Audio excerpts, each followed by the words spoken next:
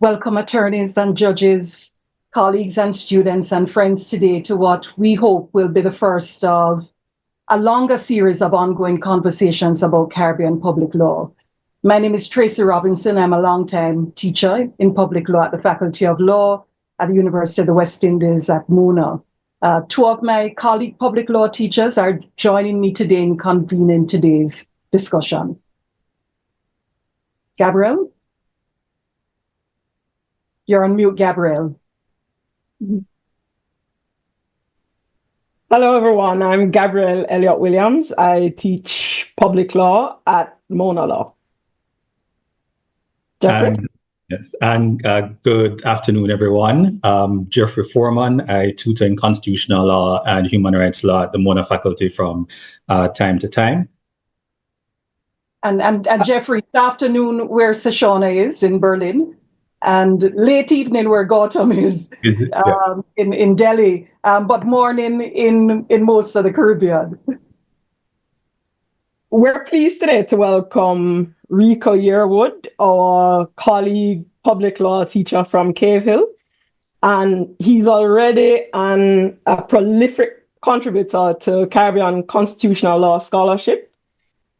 We're pleased as well to welcome the Jamaican comparative constitutional law scholar at Durham Law School, Professor Se-shauna Wheatle, and last but not least, Dr.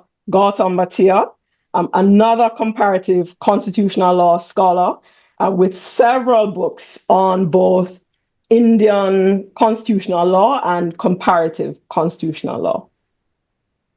We offer a very warm welcome to all of you joining us today, this morning in the Caribbean, and this afternoon or later elsewhere for some of you, including some of the panelists. Please use the Mentimeter link in the chat to tell us the places that you're joining us from as your first bit of duty in this discussion. Thanks so much, Jeffrey. And Gabrielle will share the Mentimeter link for you. I wanted to also introduce some other key people to today's session who you won't see. Ishmael Preston of the MonaMedia team, and that team, they're producing our online discussion today and essentially have all our pan-Caribbean conversations. You'll hear us from time to time talking to Ishmael over the next 2 hours. Ishmael won't come on camera, but you may see his avatar and understand the importance of our colleagues around the university to our activities here. I also want to introduce the Mona Law team working virtually with us. They're led by Associate Dean Dr. Celia Blake and include Adisha Coates and Georgia Aikman. You'll see them writing to you in the chat, alerting you that you should notice the prompts if you are applying for CLPD credits for today's session if you're a Jamaican attorney. They'll give you guidance and send questions which you may have logistical ones. They'll pass on your questions to us if you have them during the course of the next 2 hours. Finally, on housekeeping, there's often this side of the world a connectivity issue. If that arises, one of the rest of us will keep the conversation going, but we hope for smooth sailing. So wanted to say a word about why this roundtable, which focuses on what we're calling controversial constitutional rules. The last 3 or 4 years in particular have generated hotly contested constitutional cases that connect with very familiar rules and have generated debates about what we're calling judge-made constitutional law. The COVID pandemic and its rights-restricting measures have generated analysis by Caribbean courts and the Privy Council on the use of a proportionality test to establish whether limits have been properly made in respect of the constitutional rights. And the most important case here is the Siraj case from Trinidad and Tobago. The Privy Council then used the Siraj test in the Jamaican case brought by the Jamaican Bar Association, what's described as a hard-fought case by the Privy Council, dealing with the constitutionality of the money laundering regime in Jamaica and its impact on the rights of attorneys and their clients. And although the Privy Council doesn't engage all of the Jamaican courts thinking around these issues, we think it's useful to pull back into view the Jamaican full court's decision in the NIDS case. Also in the wake of COVID-19, employees in a Jamaican private company that required employees to be vaccinated or PCR tested regularly argued that their constitutional rights had been breached by the company using Section 13.5 of the Jamaica Constitution, which allows constitutional rights to bind non-state actors. This decision follows the very important Court of Appeal ruling in the Tomlinson case in 2020, the best known and most expansive Jamaican decision on horizontal rights.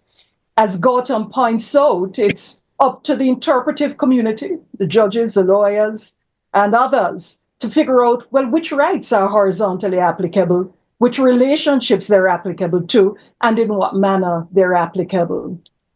Finally, as we approach the 50th anniversary of the Privy Council's seminal decision in Hines, which was argued by Dr. Lloyd Barnett, Arne Henriquez, King's Counsel, Richard Mahfood, King's Counsel, and its groundbreaking invalidation of two key dimensions of the Gun Court Act regime for violating the principles of separation of powers, we ask with a Hines, after the recent Privy Council decision on the mandatory death penalty in Chandler, which was entirely unpersuaded by the earlier CCJ approach in the Barbadian case of Nervais from 2018.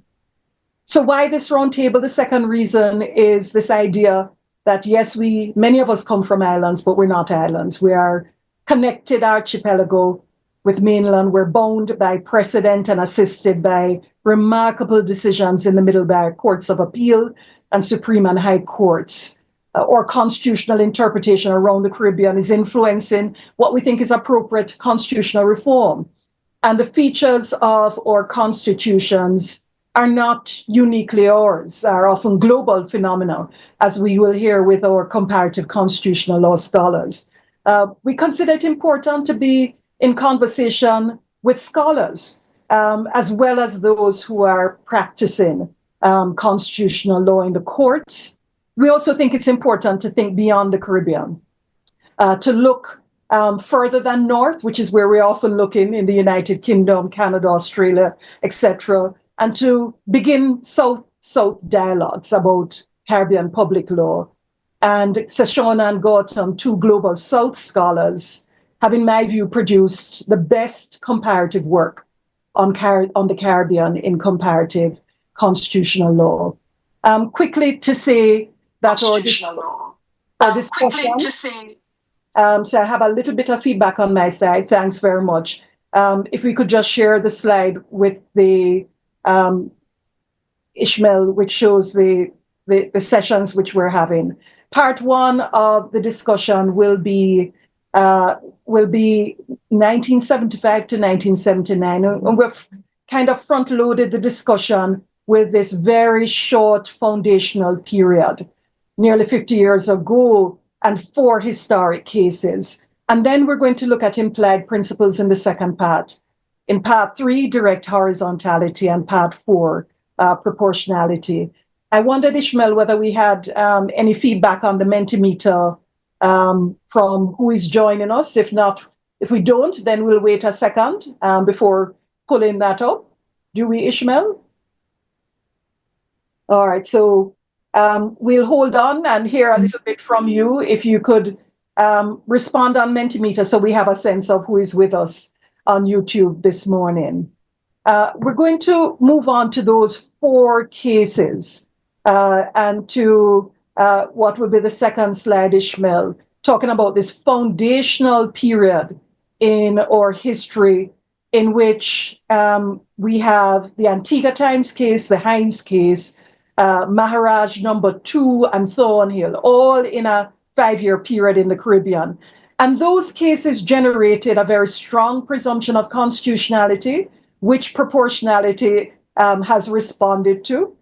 They also created this doctrine of separation of powers as an implied principle, which can lead to the invalidity of legislation. And also very strong principles, which Gautam has had to think about around state action being the primary purpose the early cases suggested of our Bills of Rights. This period also coincides with the strong leadership of Lord Diplock. He is the judge who gives the majority or the whole decision in most of these Privy Council cases, but we also should notice the very important decisions in the middle from a range of very significant Caribbean judges. And Lord Diplock comes to the Caribbean in 1978 to the Norman Manley Law School in this period, and that's not a surprise given his importance in some of these seminal decisions. So the first two cases are in 1975, and they developed a very strong presumption that the laws of Parliament were constitutional. If they restricted rights, the presumption was that that restriction was justifiable. And this then placed an almost impossible burden on litigants to show that Parliament was in fact acting in bad faith to disrupt that presumption. Antigua Times, in which Chief Justice Lewis gave the decision of the Court of Appeal, was very different to the outcome in the Privy Council. And interestingly, this is a case with many Caribbean lawyers, Antigua Times, Salina Luku, of Guyana, the famed Trinidad Tobago public lawyer Tajmul Hussain, Queen's Counsel of Trinidad Tobago, Harvey da Costa, Noel Hill of Jamaica. And then a few months later, after Antigua Times, the same thinking around the presumption of constitutionality is presented in the Hines case. Rico, you've looked at both cases, precursors to the later decisions around limitations on rights. Can you tell us a little bit about what the court says about how the presumption works? Yes, good morning. Sure, Professor Robinson. So I would like to start with Antigua Times, 1975, and the Privy Council's decision. And we would know that this is a case that involved legislation imposing licensing fees for newspaper companies and also requiring a deposit of $10,000 with the Accountant General to satisfy any judgment of the Supreme Court for libel. And the Privy Council said that the proper approach was to presume until the contrary appears or is shown that all acts passed by Parliament were reasonably required or constitutional, and that this presumption can only be rebutted if it was shown that the legislation was arbitrary or manifestly excessive. Which was, in my opinion, not too bad. They didn't have a structured test for determining whether or not a piece of legislation would be arbitrary or manifestly excessive, but fair enough. But then we go on to Hines, also in 1975, and as Professor Robinson perfectly put it, they really established a very strong presumption of constitutionality that made it almost impossible, really, for applicants to negotiate. And the Privy Council acknowledged that the presumption, yes, is rebuttable, but only if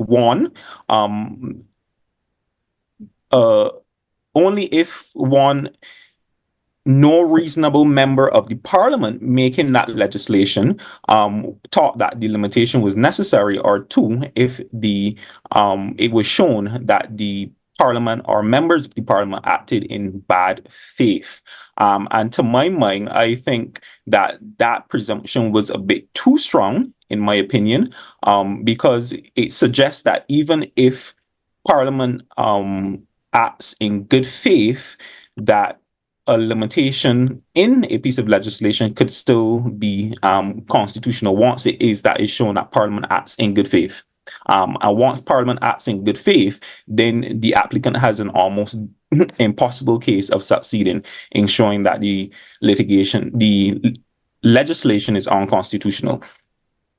So that is on the first end of the spectrum, but I think is also worthy to note here that on the other end of the spectrum, there was the decision of Justice Rampersad in the Jason Jones case, I think in 2018, where he suggested that this presumption of constitutionality should be expunged from the constitutional vocabulary altogether, on the basis that we live in constitutional democracies where there's constitutional supremacy and there's no need to start from the presumption to begin with. So it's neither here nor there. My opinion really is that there is still room for the presumption of constitutionality to exist. And I just do think that the standard set in cases like Hines, where you would have to rebut the presumption by showing that Parliament acted in bad faith, that threshold is a bit too high, and it really does border or lean towards some adherence to parliamentary sovereignty and not constitutional supremacy. But I think considering that all of our constitutions have that provision where it says that Parliament is to enact laws for the order, peace, and good government of the particular country, that we should give Parliament the benefit of the doubt and not just think that the courts are the only guardians of the Constitution, but bearing in mind that Parliament also has a duty to guard the Constitution and the rights therein. And if we put these people in Parliament, we expect that they would not pass legislation which would be in violation of the Constitution. We know that that is not always the case, but if they're supposed to enact laws for the peace, order, and good government, I do think that we should presume that they would enact such laws and that those laws would not be in contravention of the Constitution. So I would just end it right there with those thoughts. Thanks so much, Rico. We're moving forward to Jason Jones, and Justice Ventos, as he then was, also had a very similar perspective in the Ras Maccabee case. But what's fascinating is that a very different position to the Privy Council was held in the Court of Appeal.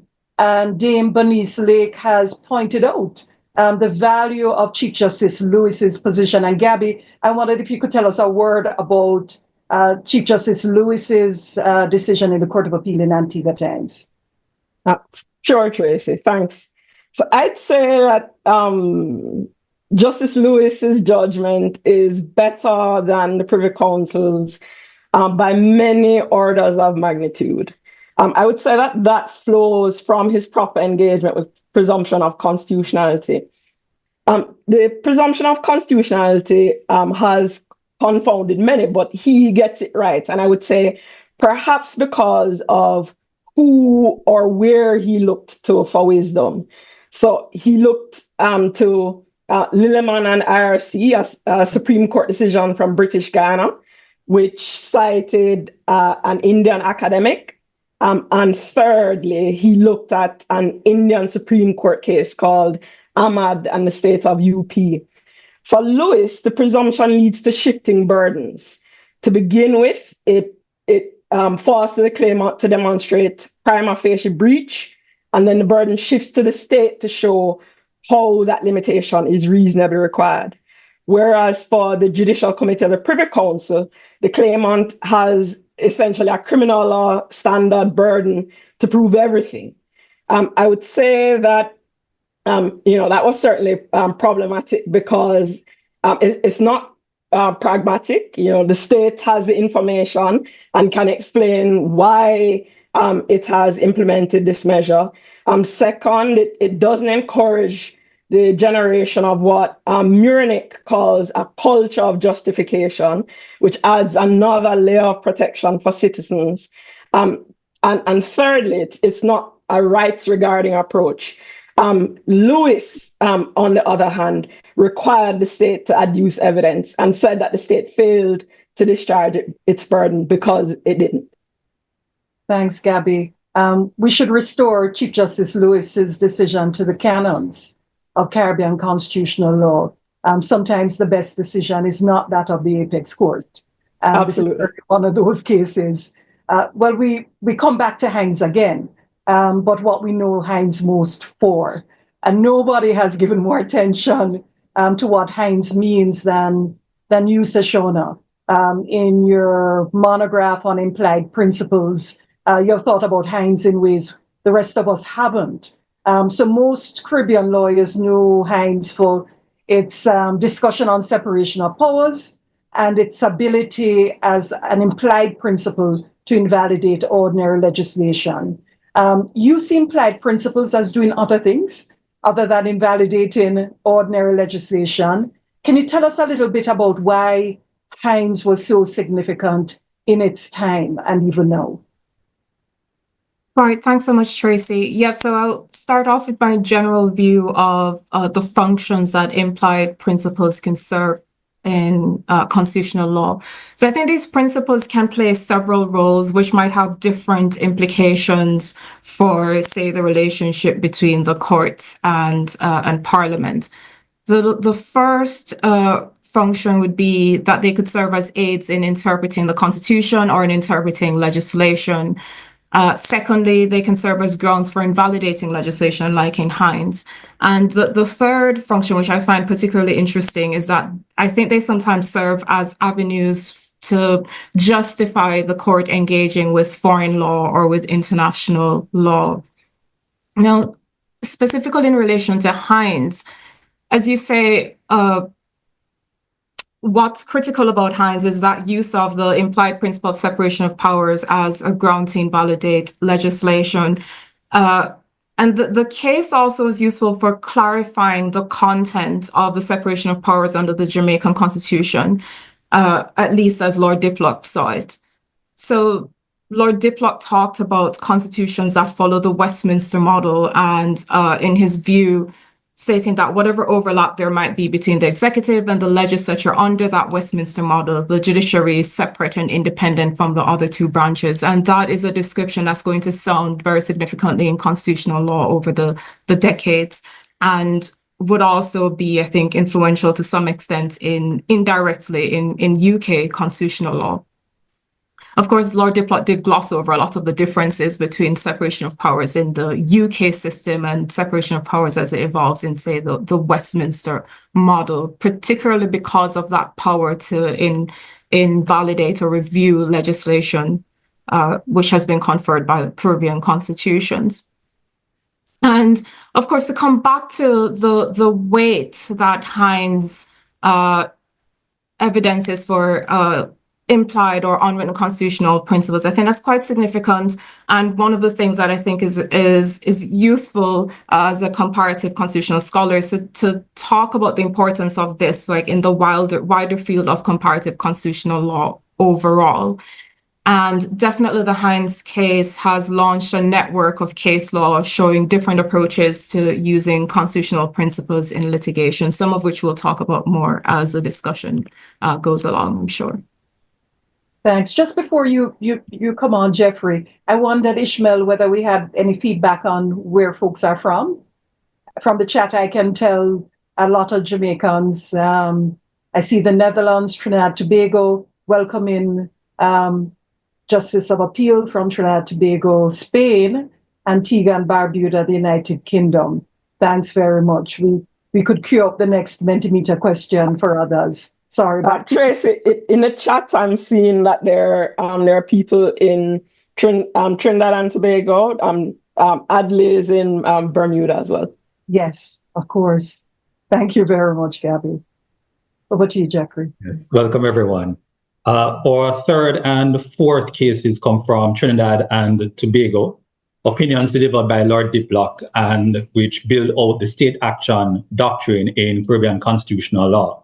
The first of these cases is Maharaj number 2, decided by the Privy Council in December 1978, and Thornton and the Attorney General decided a year later in November 1979.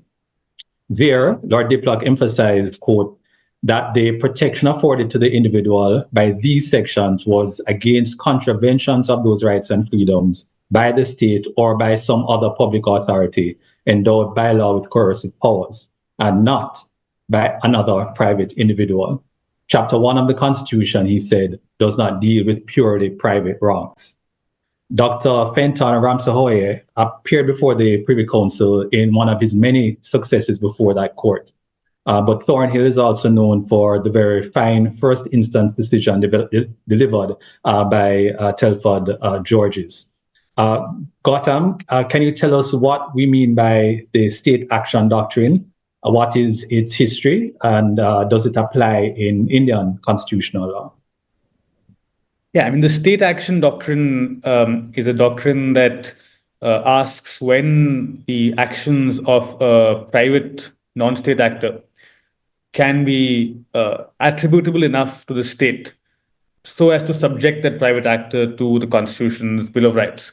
What the doctrine, which originated in the US in the mid 20th century, looks at is the degree to which that private actor might be functionally, financially, or administratively controlled by the state, so as to make the actions of that private body attributable to the state. Some of the indicative factors, for example, might be that does that body exercise a monopoly over a public function? Say, for example, has the state outsourced the running of the public transport system in a city to one private body? Is that private body established under a statute, and so on? The state action doctrine has been imported by the jurisdictions. South Africa uses a variant of it, so does India. So these courts look at this question. There are two short points I'll flag about the doctrine. One is that, of course, it is very subjective because the question of does a private actor resemble a state enough often depends upon what you think a state is meant to do. So, for example, in the United States, you often see these 5-4 split verdicts where conservative judges have a more conservative view of what they think a state should be doing, and so they see the private actor as performing functions outside of the state's remit, whereas more liberal judges believe that the state has an expanded role, and therefore they are more willing to attribute a private party's actions to being state-like. So it depends upon your normative baseline, and that's why in the US they call this doctrine a conceptual disaster area. And the second, of course, is that it is still bound to the idea of a state. So even though you are talking about applying rights horizontally between private actors, you're still tethered to the state to do so. So it's still a derivative discourse, not looking at rights independent of the state. Thanks so much, Gautam. Before we move on, having talked a little bit about the presumption of constitutionality, a little bit about the Constitution being tied to the state and state-like bodies, and also separation of powers as an implied principles. We're going to move on to look at implied principles, but I wondered whether we had any feedback, Ishmael, on the attorneys and whether they are younger, more senior, junior attorneys. So we have a little bit of feedback. We might come back to this later, but seems to suggest that most who are joining us are younger counsel. Some are answering that no, and you may want to just keep checking Mentimeter throughout. A few senior attorneys as well. It looks as if we have more women attorneys, and I know there are non-attorneys here too. And that's very interesting. We're keen to see the interests of both women and men in public law. Keep filling that one out. We'll have a quick look at it in a second. We're going to move to part 2 on implied principles. So, Se-shauna, you classify implied principles in this way, and we have a slide coming up right after this one, Ishmael, which shows your classification. And I wondered if you could just quickly talk us through your classification of implied principles and tell us which ones are driving implied principles on separation of powers and the rule of law in the Caribbean. You're on mute again, Se-shauna. You'd think since 2020 I would have figured that out. You would think we all had it. Go ahead. Right. So I was interested in trying to determine what are the means by which judges imply principles into the Constitution, because I see it as an active process. It's a process that requires or shows agency on the part of the judge, right? So what are the ways, or what are the different sources or techniques for implying these principles? And I identified 5. The first of these is the equivalence method, and that's where the terms in the text are used as synonyms or proxies for certain implied principles. The second is the application method, and that's where terms or rights in the text, say, for instance, a term like equality, are seen as being applications of a particular constitutional principle.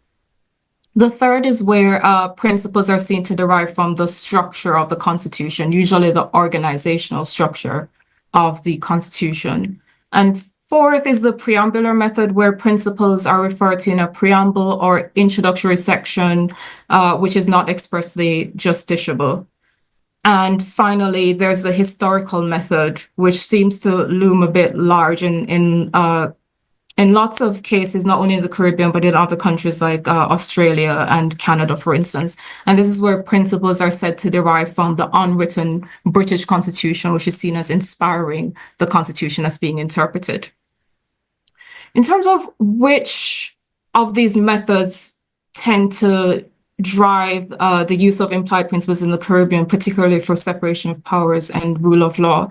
So this can be tricky because some of these methods might overlap to some extent. But in my view, I think the equivalence and application methods tend to be very prominent, as well as the structural method of implication. These are the methods that seem to emerge in some of the more groundbreaking case law on implied constitutional principles at both the Caribbean Court of Justice and the Privy Council. So I think the equivalence and application methods loom large in case law addressing judicial independence and the rule of law in particular.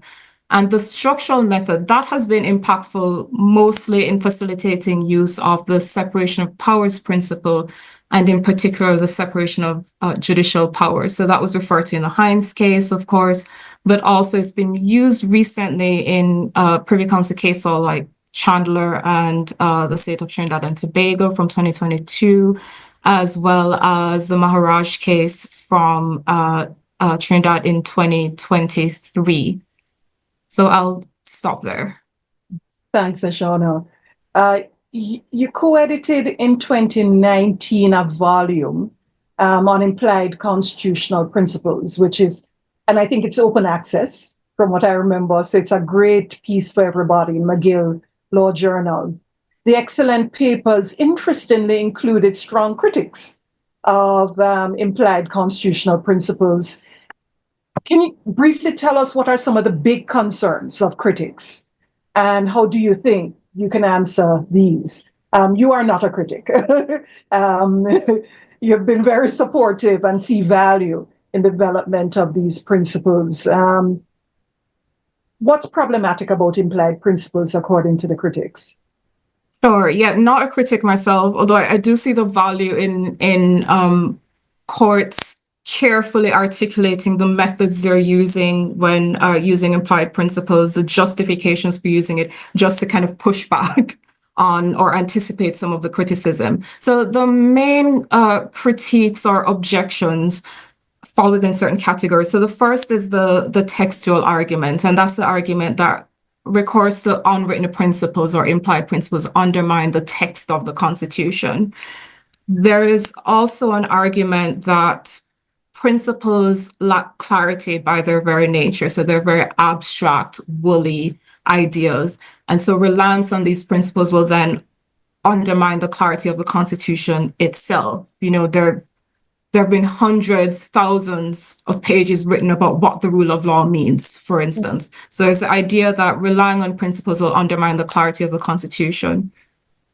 There is quite strongly the anti-democratic argument, or the argument from democracy.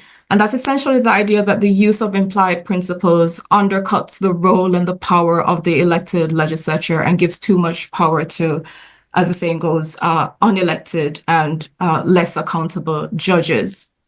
And that argument is also taken to mean that if legislation is to be defeated through the judicial process or through constitutional adjudication, the legislation should be defeated through the medium of the text of the Constitution.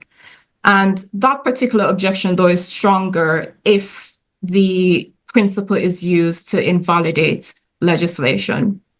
I do think certainly these criticisms can be answered, certainly in the Caribbean. Firstly, though, I think the weight of the objections depends on the source of the principle and the use made of the principle. So as I've suggested, if a principle is used to invalidate legislation, it's more tricky to respond to the objections potentially than if the principle is simply used to interpret legislation or interpret the Constitution.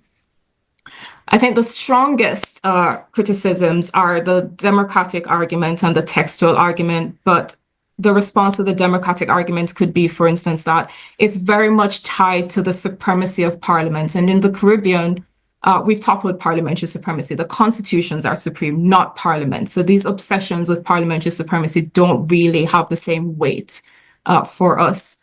And the textual argument, I think one response to that is that it's been increasingly recognized that the Constitution is more than the text. No written constitution can contain all the rules and principles that relate to or regulate state powers. So if the Constitution is more than the text, it must also include unwritten components, and judges must be allowed to interpret and enforce those unwritten components. Thanks so much, Se-shauna.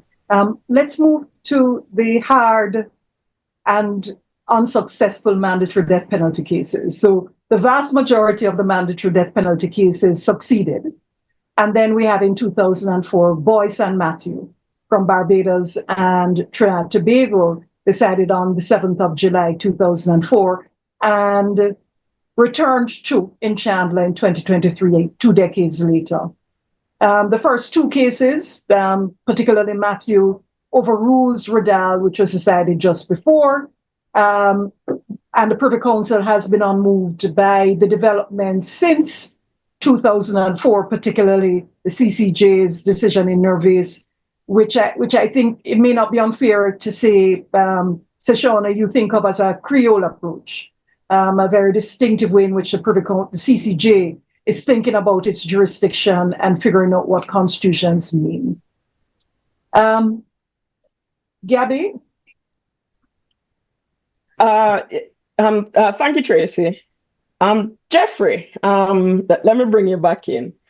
Can you walk us through the separation of powers argument made by King's Counsel Ed Fitzgerald and Keir Starmer in Boyce and Matthew, and why they felt obliged to make it because of the General Savings Law clause in the constitutions in Trinidad and Tobago and Barbados? Yes, thank you, Gabby. Happy to do so.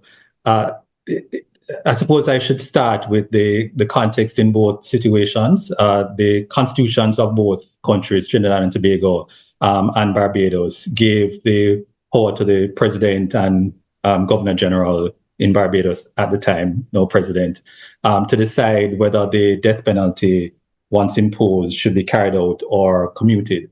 The separation of powers argument advanced was that this power inserted the executive in the trial process, insofar as a member of the executive was given a decision in sentencing, and the principles coming from Hines and other decisions was that that type of decision making was the remit of the judiciary. This argument failed because the legal provision that gave the president and the governor general this power was in the Constitution itself. And the court felt that an implied principle could not be used to invalidate a clear provision in the text of the Constitution.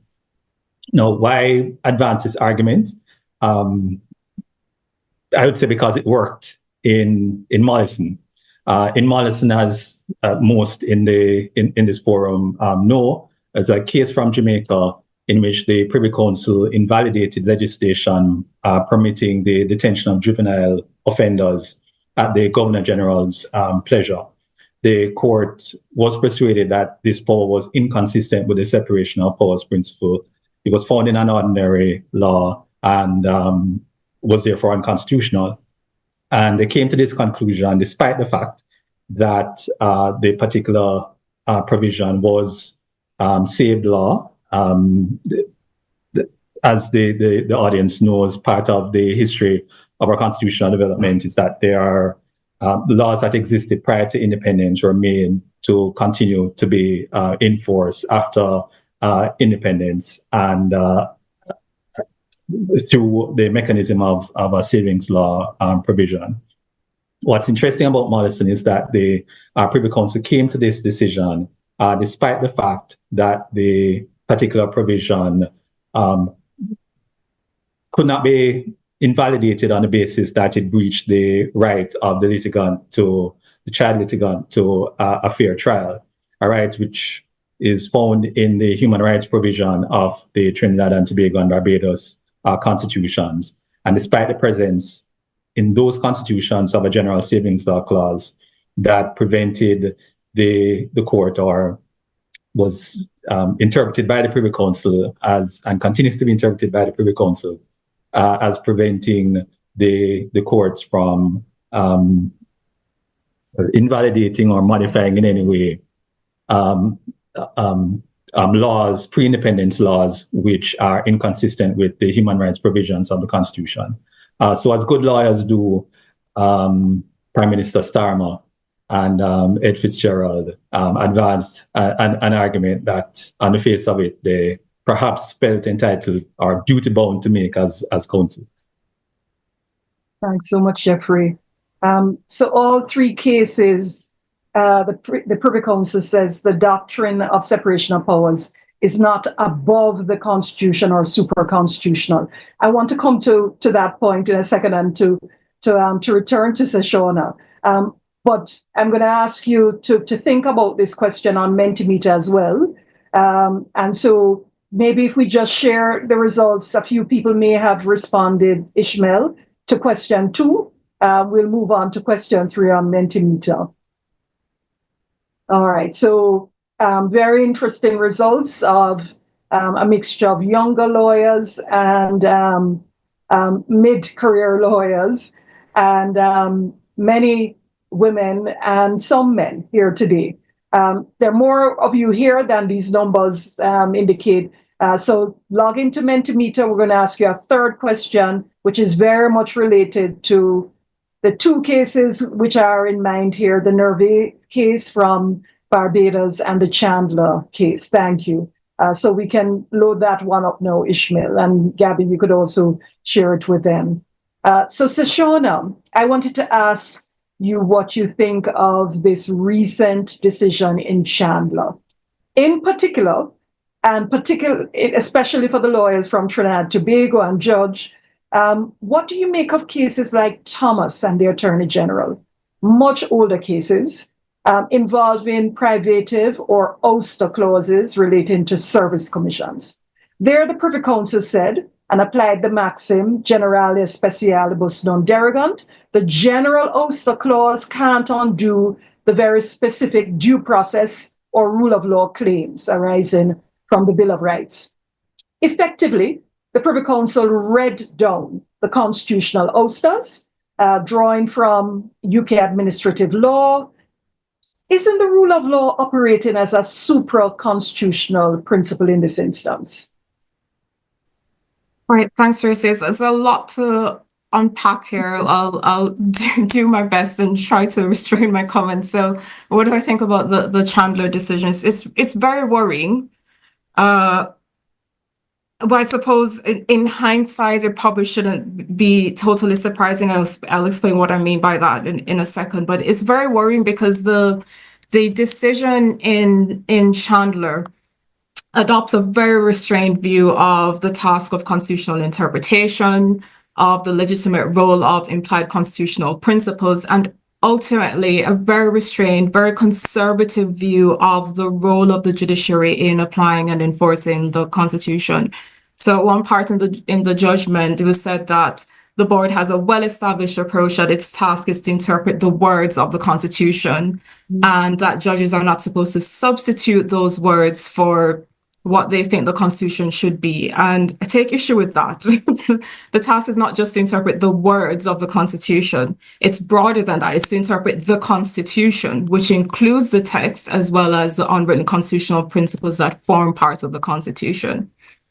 So I think the Chandler decision very unjustifiably and unnecessarily, in my view, restricts the role of implied constitutional principles. So as you mentioned, there's in the judgment, the Privy Council expressed concern over implied principles, including the separation of powers, operating as a higher order legal norm above the Constitution or as a super-constitutional norm. But I think it's not entirely clear what the Privy Council thinks it means for a principle to operate as a higher legal norm above the Constitution. Because it seemed what was being argued for in that case was a Mollison-style application of the separation of powers doctrine. And yet the board seemed to be reluctant, in my view, to engage directly with Mollison, kind of skirted around it, and said that the principle of separation of powers is relevant in interpreting the Constitution, but provides no independent basis for invalidating the Constitution, and that the court's approach would militate or would protect rather legal certainty. And I think that the reasoning of the judges implies that giving legal force to unwritten constitutional principles would undermine the Constitution. But as I said, these principles are part of the Constitution. So to apply them, including as grounds for invalidation, is not really to apply a basis independent of the Constitution, as the court suggests. It's to apply the Constitution. And in terms of what it means for a norm to be supranational or a higher order legal norm, I think that means that it has to be placed above the content of the Constitution. And that's not what I see happening in these types of cases. I don't think the norm is being placed above the Constitution. I think what happens, including in those cases where a principle is being used to read down a constitutional exclusion or to read down a privative or ouster clause, is that the principle, say the rule of law, is interpreted in that case to have more weight than the ouster clause or the privative clause. And making a determination that one part of the Constitution has more weight than the other in a particular situation, in particular factual circumstances, is part of the judicial role. And that doesn't mean that the principle is being placed above the Constitution. That's a type of determination that has to be made by reading the Constitution as a whole, which the Privy Council keeps reminding us is what it's trying to do. And so the judges will continually determine what weight should be given to what constitutional norms. And it might be that in a further case down the line, maybe the weight given to the principle might be less. It depends on the circumstances in the round. I do wonder, however, if the reasoning used in cases like the Thomas case, applying that Latin maxim of that's used not just in constitutional interpretation, but in ordinary statutory interpretation. I wonder if that might somehow be safer because it's more closely aligned with formalist approaches to interpretation. It's more closely aligned to a kind of restrained, conservative, well-behaved administrative law type of approach to constitutional interpretation. Maybe it doesn't skirt as close to the kind of broad normative interpretive practices. And I'll wrap up very quickly. I'm sorry, I get very passionate about implied principles. Just when I said like in hindsight, with the benefit of hindsight, probably shouldn't have been too surprising what happened in the Chandler case, because this decision and the subsequent decision by the Privy Council in the Maharaj case, in which the court again refused to give effect to principles to kind of temper the effect of the Savings Law Clause. These cases call to mind some UK-based commentary on what has been called a turn towards judicial restraint on the part of the UK Supreme Court. So there are arguments made by researchers like Lewis Graham and Conor Gertie that there's now a tendency since about 2020 onwards for the Supreme Court to exercise restraint in its decisions. And particularly, this is restraint that manifests as being deferential towards the legislature and the executive. So we're kind of experiencing part of that. We're experiencing the after effects of, say, Lady Hale and similar-minded judges no longer being on the UK Supreme Court. So, we can do with that what we will. And I would be interested to hear from litigators how that influences strategy, perhaps in terms of bringing cases before the courts. And I promise I'll stop there. Such useful observations. I also just want to acknowledge, I saying we had many younger practitioners. I'm grateful for that, but also see Selwyn Peters from Guyana and Canada, Georgia Gibson Henlin, Terence Farrell from Trinidad Tobago, and others who are with us. Thanks, senior counsels, for also being here. I just wanted to say a word on your observation, Se-shauna. The conservative turn or the more restrained turn in the Supreme Court, which echoes back in the work of the Privy Council, that turn also signals a deep commitment to practices of parliamentary sovereignty, resolving issues through statutory interpretation rather than constitutional interpretation. A little bit of this is seen in the Jambar case, I think, is a good example of that. But another element is a little bit of amnesia on the part of the Privy Council in respect of its earlier decisions. It is almost as if it looks away from Mollison, from Hines. It does not engage its earlier decisive, iconic decisions. And that's something to think about over the course of today. I wanted if I could, sorry. Yes, go ahead, Se-shauna. Yeah, I was just going to say it is baffling reading the decision because the judges acknowledge it exists, right? It's not like Mollison is Voldemort, right? You know, they'll refer to the name of the case, but that seems to be it. You know, it's just, we don't want to engage with this any further. And it seems deliberate.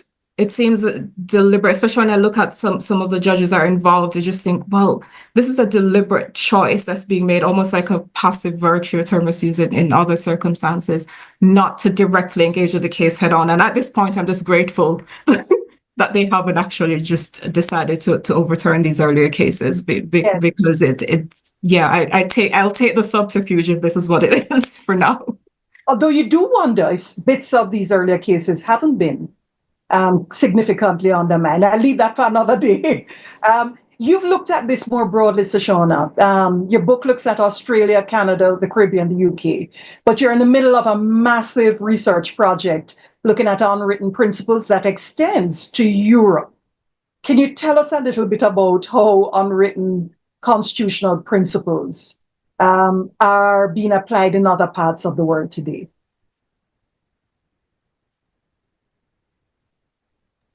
Sure. One thing I'll start with comparison with Canada.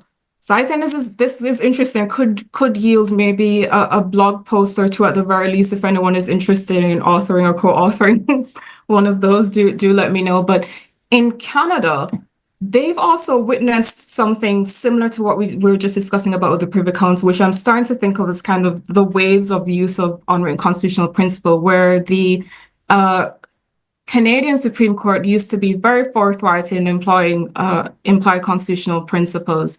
And they've got a massive doctrine, lots of scholarly research on this. And the court was very almost liberal at certain points in its use of unwritten constitutional principles. And there were hints that the court would be minded to even strike down legislation using those principles.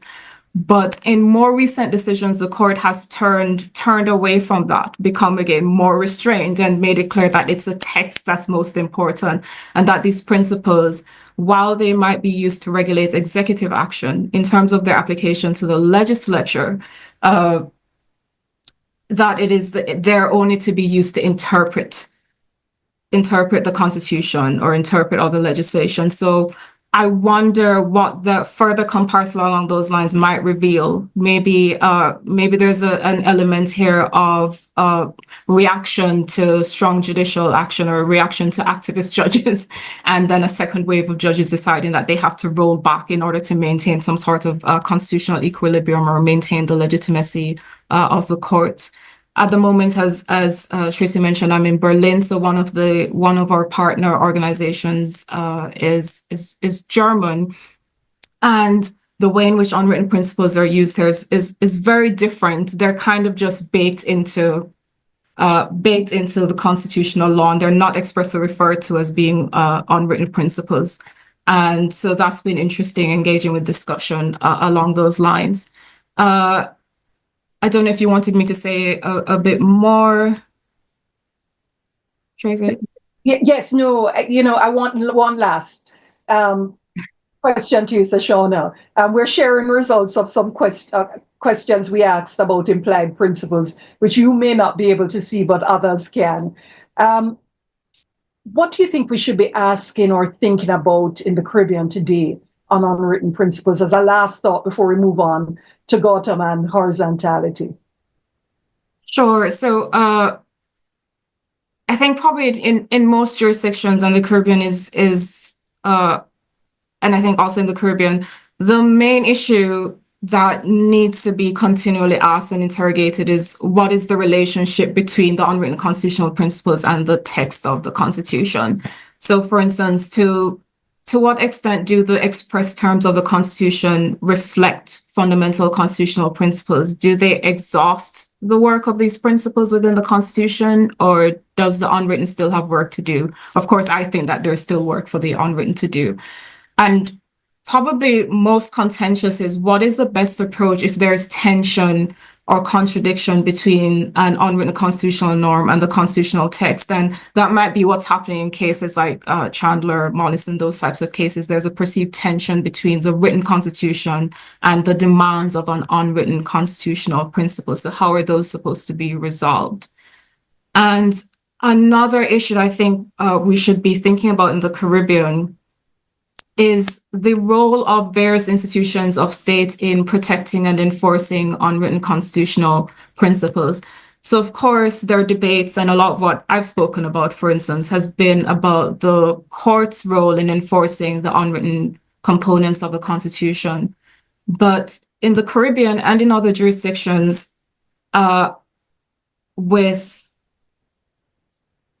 that have conferred upon judges the power to invalidate legislation and to regulate legislation, I think judicial enforcement should be less controversial.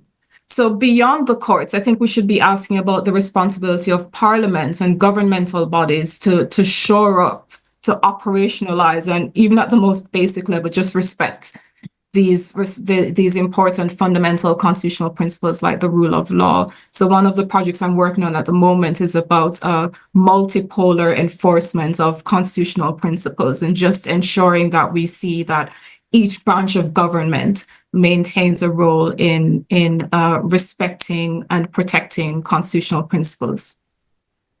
Thanks so much, Se-shauna. That's very helpful message to leave us on.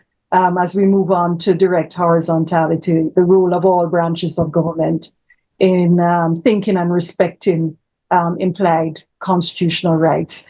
You can see some feedback on who got it right on implied principles and savings law clauses. We have to move on, so I won't linger there, but another question will come up on Mentimeter for you to reflect on soon. Gabrielle, as we move on to horizontality. Thank you, Tracy. So, Jamaica is unique in the region in its inclusion of the possibility of direct horizontality. Jeffrey, you wrote your LLM thesis on direct horizontality in the Jamaica Constitution. Could you briefly describe the 2011 reform and its motivation? Thank you, Gabby. Sure. So in 2011, but in my view, is the most significant reform to the Constitution of Jamaica since independence was effected. This reform was to replace the entire human rights chapter of the Constitution with a new chapter described as a Charter of Fundamental Rights and Freedoms. And one of the changes to the human rights provision was to make the charter binding on persons, whether natural persons or juristic persons, companies, and so on. So what was inserted was a new provision, section 13.5, which says a provision of this chapter, the human rights chapter, binds natural or juristic persons if and to the extent that it is applicable taking account of the nature of the right and the nature of any duty imposed by the right.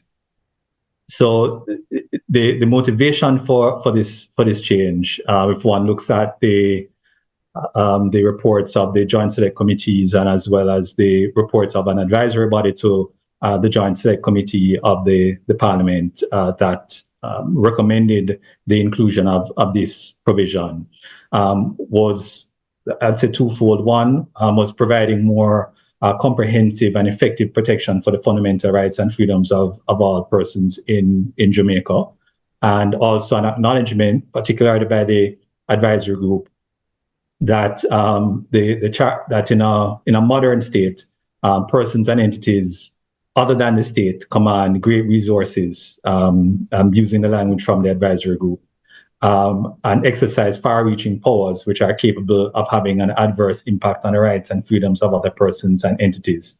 And that modern developments have largely ignored have involved the privatization of traditional governmental activity. So at its core, the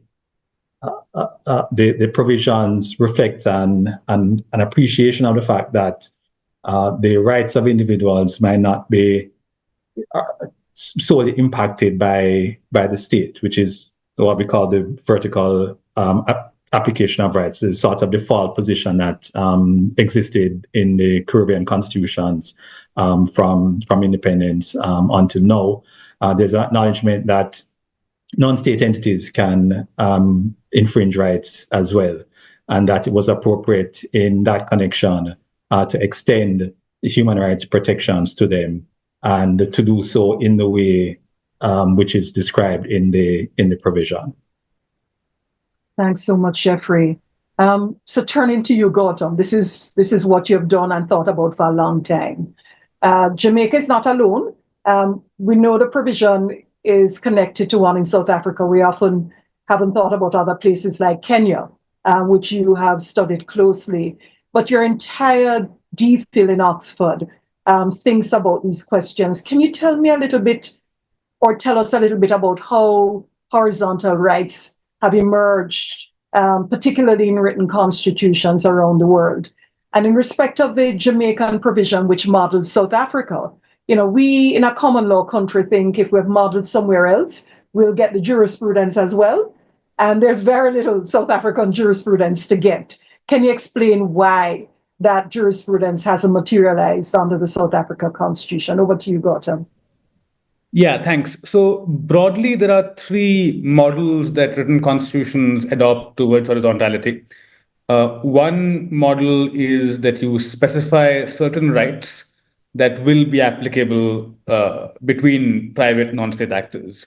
So, for example, going back to the US Constitution, the 13th Amendment, slavery, involuntary servitude, that is your example of a specific right that will be applied horizontally. The Indian Constitution, for example, also requires or prohibits discrimination in admission to certain public institutions like restaurants, hotels, and so on. So again, you take a specific right and say, okay, this right will be applied horizontally. The rest of the Constitution, you still have your default verticality as your starting presumption. That's at one extreme, one end. At the other end is the Kenyan model, where you have what I call unbounded horizontality, which is that the constitutional provision simply says that the right set out in this chapter, in this Bill of Rights, will bind the state, juristic persons, and all other persons. Right? So it presumptively states that every right is applicable horizontally. Now, of course, that doesn't mean that there is a direct application of every right horizontally. Some rights, by the very nature, can't apply horizontally. Say the right to vote or the right to a fair trial. Right. So there still requires a certain degree of interpretation to understand how those rights will apply. But textually, the Constitution makes no distinction between the state and a private actor as an entity that is subject to the Bill of Rights. And then in the middle, you have the model that comes from South Africa, the final constitution, which is that what I call bounded interpretive horizontality. which is that you in the constitutional text say that certain fundamental rights will apply horizontally. It depends upon the nature of the right. It depends upon the nature of the obligation. So you in the text will not specify which rights apply horizontally, nor will you say that every right applies. You will say it does depend upon the right, and you will leave it to the courts to determine on a case-by-case basis which right applies and how. So therefore, it is the judiciary's constitutionally mandated task to not only, of course, on a case-by-case basis, apply the rights, but to also provide a certain kind of theory or a principle to guide both private actors and future courts on this point, because the Constitution very consciously leaves that task to the courts in the very text it uses. And that's been the model that Jamaica very self-consciously adopted, that text is what they adopted. Now, the problem has been that South Africa over the last 30 odd years has not yet developed really a detailed theory or account of horizontal rights. In a few cases, they have either reiterated the language of Section 8 Clause 2, or they have said that we think, for example, that if a private actor is capable of violating a right, then that it applies horizontally. But that, of course, doesn't really say much. And they have applied it in a range of cases that don't really present a common set of principles. So they've applied it in a defamation libel case where free speech is the issue. They've applied it in evictions and housing rights cases where they have distinguished between socioeconomic rights and civil political rights, and have delineated to what extent can you hold a private actor responsible for socioeconomic rights. They've applied it to a private school in the context of the contract between the private school and the learner's parents. So you have a diverse range of cases. What you don't yet have from South Africa, and this is something that Megan Finn, a South African scholar, points out in a critique of the private schools case, it's a case called Pridwin, is that you don't really have a principle that will tell you, okay, this is where and when and to the extent that we will apply a constitutional right horizontally. So we're still waiting for that. And I think that is, in a sense, sums up South African jurisprudence. So it leaves the task to the courts, and the courts have not yet, provided that principled approach. They've done it on a case-by-case basis so far. Thanks so much, Gautam. There are two questions in the YouTube chat, very much related to what you're talking about. You can also see them in the Zoom chat.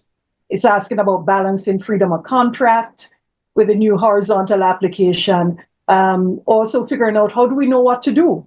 This was this idea that it's significantly judge-made, the principles we have to develop to apply 13.5.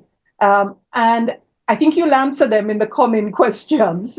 But I wanted you to take what you very nicely identify as two particular problems, challenges which emerge from 13.5, what you call the transplant problem and the limitation problem. And I think for those who know the cases, Bain, Tomlinson, and the recent Parkins case, they'll very quickly see how some of these have emerged. We have senior counsel who argued some of these cases here. We also have senior counsel Douglas Mendez with us, who doesn't have a constitution with a similar principle. And recently there's been discussion in Trinidad, and that probably is not the way to go. But tell us about these two particular problems, Gautam. Yeah, so slide as well. Mm-hmm. Yeah, so these are the two issues which I call the transplant problem and the limitation problem. The transplant problem, which borrows from an article written by Hugh Collins, which was cited by the court in Tomlinson and in Bain.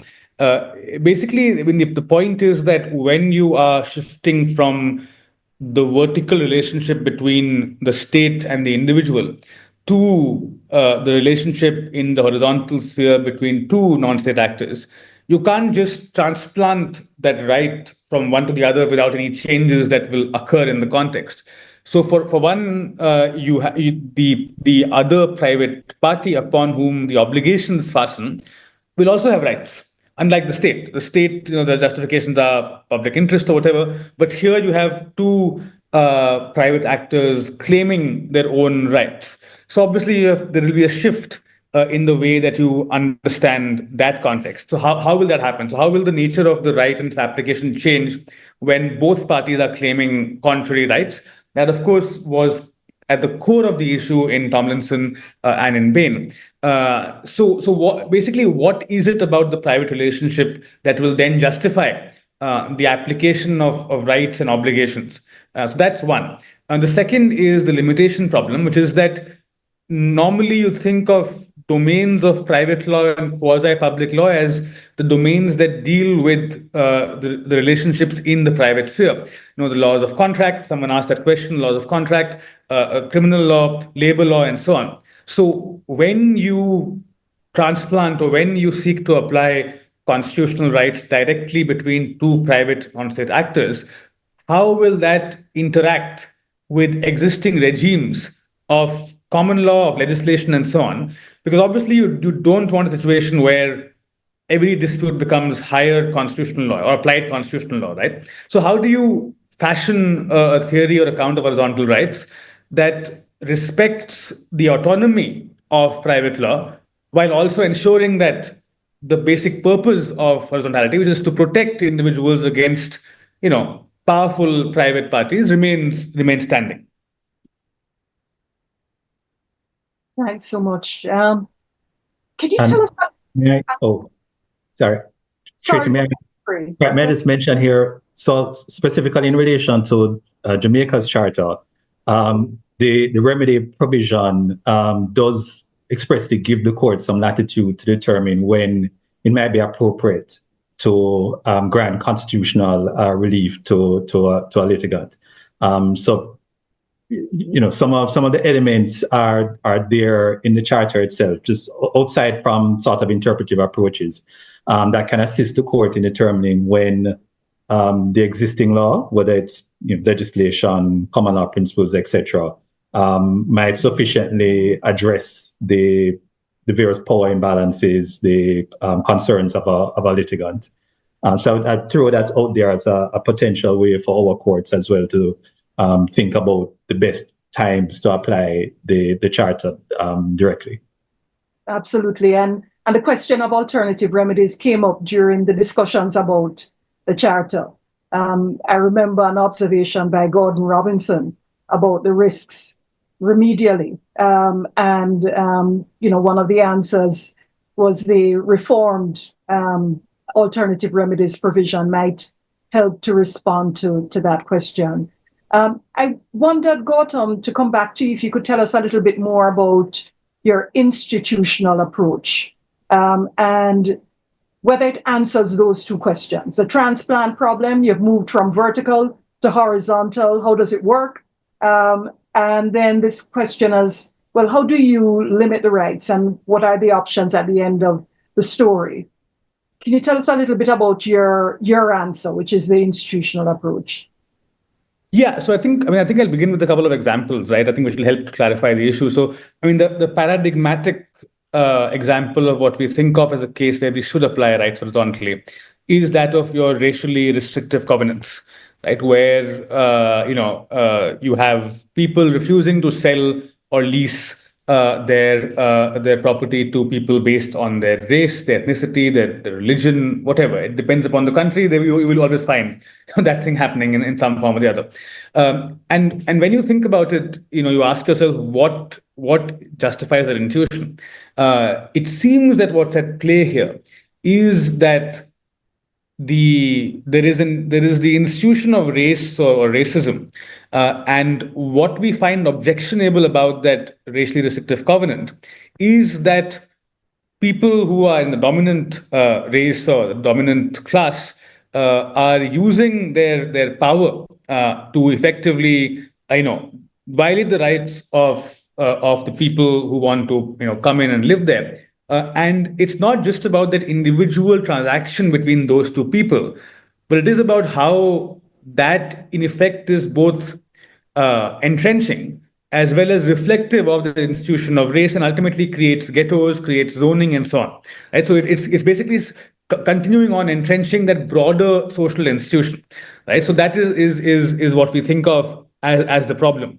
In Tomlinson's case, right, which is of course the famous Jamaican case, when Mr. Tomlinson wants the two private TV stations to run that PSA that he wants run and he's willing to pay, and they refuse. And what the issue, at least to me, there is that in a society where the media is privatized and you have big private TV companies, the ability that then those private companies have by virtue of their control over property, which is in this case the airwaves, is the ability to shape public perceptions, public norms, and so on. And in that system, an individual cannot really be heard without accessing the infrastructure of speech. So again, you have the institution of the mass media that intermediates between Tomlinson and the other private actor, right? So I argue that where you have these institutions, economic, cultural, social, and so on, and these institutions create these differences of power, which are both enduring and serious in nature. And those differences allow the more powerful party, more powerful by virtue of the institutional location, to violate the rights of the less powerful party. Then the Constitution steps in and says that to mitigate that power, that institutional power imbalance, you can have constitutional rights apply. So that is, in a sense, what the argument is, and I think it solves the two problems, because it takes into account that in the private domain, in the non-state domain, normally power is exercised through structures and institutions. That's the dominant way in which power runs and flows in the non-state domain. So you're actually not tethering yourself to the state, but are sensitive to the way power works in the private domain. And B, of course, limitation problem. So it only applies where you have these institutional power imbalances. Private law, criminal law, contract law is sufficient to deal with other kinds of power imbalances. If A assaults B or if A attacks B, you have the criminal law that deal with that. But these kinds of enduring, permanent, entrenched institutional disadvantages are ones that private law really can't deal with, and that's where the Constitution comes in. Thanks so much, Gautam.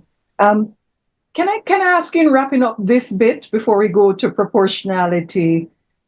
Recently, the National Advisory Committee on Constitutional Reform in Trinidad and Tobago, and we have Terence Farrell on the YouTube feed, said no, we're not recommending a provision like 13.5 in the proposed reforms for Trinidad and Tobago. We could deal with this through private law and addressing law reform there. Is this worth thinking about for constitutional reformers? Should Barbados be thinking about this? Belize, other countries that are in the middle of constitutional reform, Guyana? Is there value in a provision like 13.5 or a similar kind of provision in the Caribbean? Yeah, so I think that the reasons that the drafters, which I think Jeffrey's already mentioned, gave, I think they hold across the board. The reason why you want a constitutional clause, a constitutional right, is that in our world now, there are private parties that occupy positions of great institutional power. The threats to rights are not only coming from the state, they come from private institutional actors. And legislation is not always there to save you. Right? And therefore, you need a constitutional right where there are gaps, there are absences, vacuums, and so on. Of course, the concern, and this is a concern that's very well taken, is that then what will happen is that, everything will become constitutionalized, and, where will private law go?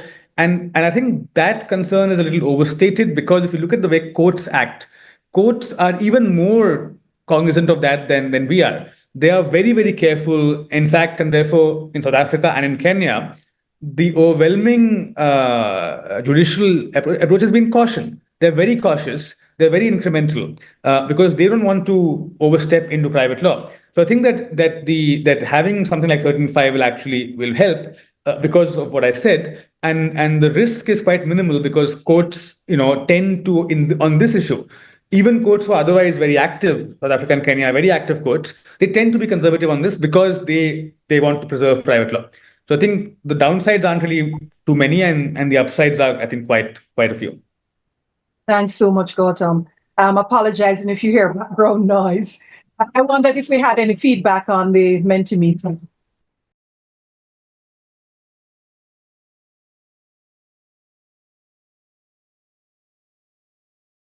I've gone off mute so you don't have to have a relationship with my dog barking at whatever is at the gate.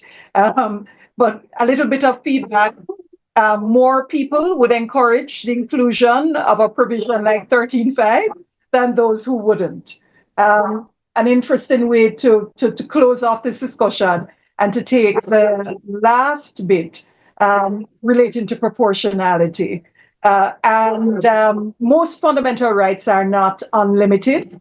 There are three big, broad contexts in which our constitutions limit rights. You've seen them on the screen.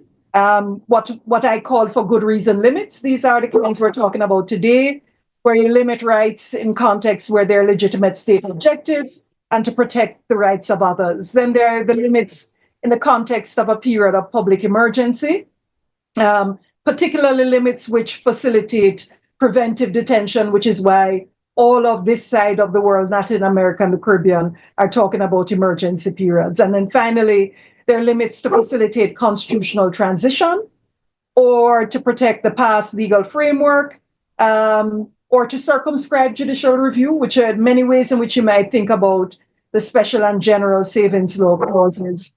Rico, in June, when we had an earlier discussion at Mona Law Symposium, the 10th anniversary, you noted that the for good reason limits vary across the Caribbean, and you pointed to reasonably required limits, reasonably justifiable, and demonstrably justified limits. We're going to come back to these in a little while, Rico, but I wanted, Gabby, for you to position the case of de Freitas for us, which is one of the turning points for the Privy Council in thinking about the for good reason clauses. Why is de Freitas, the case from Antigua and Barbuda, where the Privy Council, which had adopted a very conservative approach in Antigua times, which you described earlier, makes an about turn in 1998 in de Freitas? You were a student at the time when we were beginning to think about these issues. Tell us what de Freitas really means. And you thanks, Tracy. De Freitas is a pretty important case in Anglo-Caribbean constitutionalism. And so in constitutionalism, when there's writtenness, here we see the board trying out proportionality and setting contemporary rights jurisprudence on a sounder footing, a footing which jives with how courts in various parts of the world reckon with limitations on rights and the need to pay respect to rights while appropriately affording space for the state to pursue the collective good.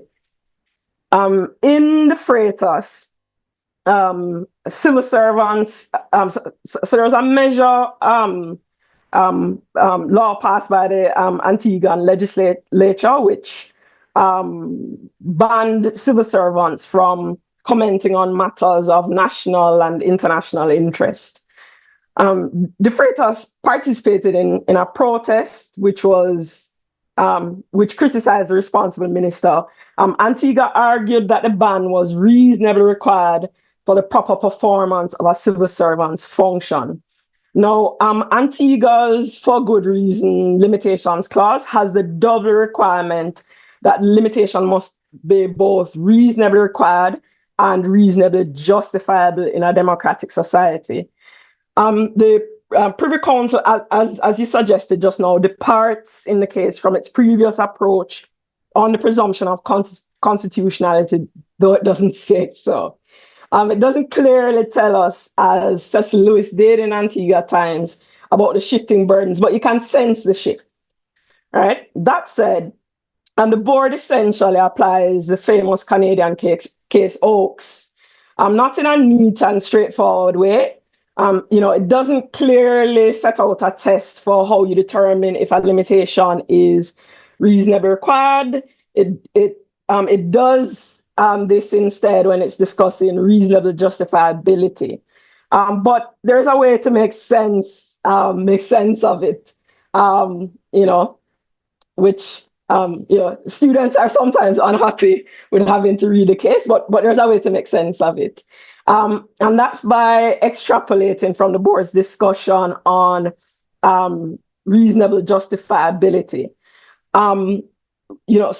Reasonable requirements, sorry. So, when the court is discussing the reasonable required portion, the court uses language which signals that what's involved is a test of proportionality. So, for instance, it says that the two, i.e. reasonable requirement and reasonable justifiability, that the two overlap.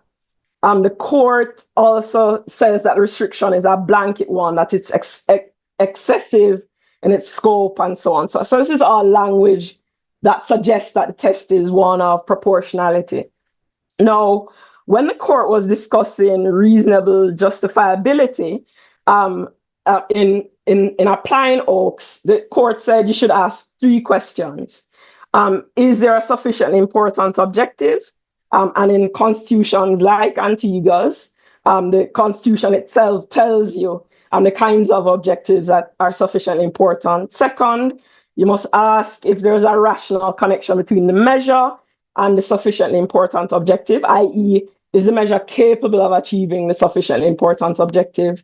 Third, you must ask, does the measure impair the right no more than is necessary? So the court asked those 3 questions.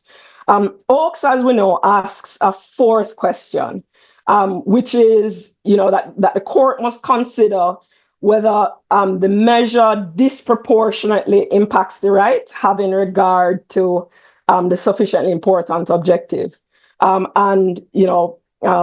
panel of the House of Lords in a case called Huang, effectively adds this to the previous 3 questions that the board offered in the Freitas. So in Huang, the court added a gloss. Finally, I'll say the Freitas is also important for its discussion on legal certainty. The idea that laws must be framed with sufficient precision to allow persons to be able to regulate their conduct. Yeah. So, Gabby, de Freitas comes right at the beginning of the operation of the Human Rights Act in the United Kingdom, and the Privy Council reaches, the UK Supreme Court uses the opportunity in de Freitas to build a set of standards, which it then uses initially in the UK Supreme Court. Yes, Tracy, I would say that, I imagine that when the UK Supreme Court had to start contending, with applying the Human Rights Act to, statutes from the UK Parliament, that may have raised lots of hope, certainly in this part of the world and others, that the court would then shift away when dealing with matters from our jurisdictions, would shift away from the parliamentary supremacy type of analysis or posture, and maybe it did, but it did with Lord Bingham and Lady Hale. Yes, right, but the recent cases shows that this thing isn't linear. It's not linear. Sure, right? Because we see them turning back. Yes, I wanted to turn to Rico because you asked a wonderful set of questions to CCJ President Justice Adrian Saunders in a discussion we had at Mona Law a few months ago. Privy Council has had one perspective. We hear the CCJ with another perspective. You have thought about how intermediate courts have been thinking about these questions. And I wanted Rico to hear your thoughts without putting 4 cases in the mix, and we could share that slide. The 4 cases are Defreitas, which we've just discussed, Antigua and Barbuda, which has one framework, the Jamaican NIDS case, in which we have a 2019 full court decision, the Siraj case on COVID in 2022, and the Jamaica Jambar case, which some here were involved in 2023. Rico, are we hearing the same test across them all? Is it the same test we're hearing? And then I want you to come to NIDS and to ask whether you hear, in particular, Chief Justice Sykes, a similar approach to the Privy Council in the Jambar case or the Siraj case. A couple of questions, Rico. Yes, thank you, Professor Robinson. Before I delve into this part on proportionality, I would just like to revert a bit to Gautam's part on horizontality and say that we know that Barbados recently set up a constitutional reform commission to consider how our new Republican constitution should look. And they just only this week came back with their report. One of the recommendations apparently is that we adopt a provision similar to Section 13.5 in Jamaica's constitution. So I just thought that I would share that. Thank you so much for that, yes. Rico. Yes, no, that was a very important addition. Yes, I can forward the report to you so that you could then disseminate it with the others. So to delve into my part on proportionality, and I'm glad that you mentioned the conversation that Justice Saunders was a part of, because I will deal with that in short order.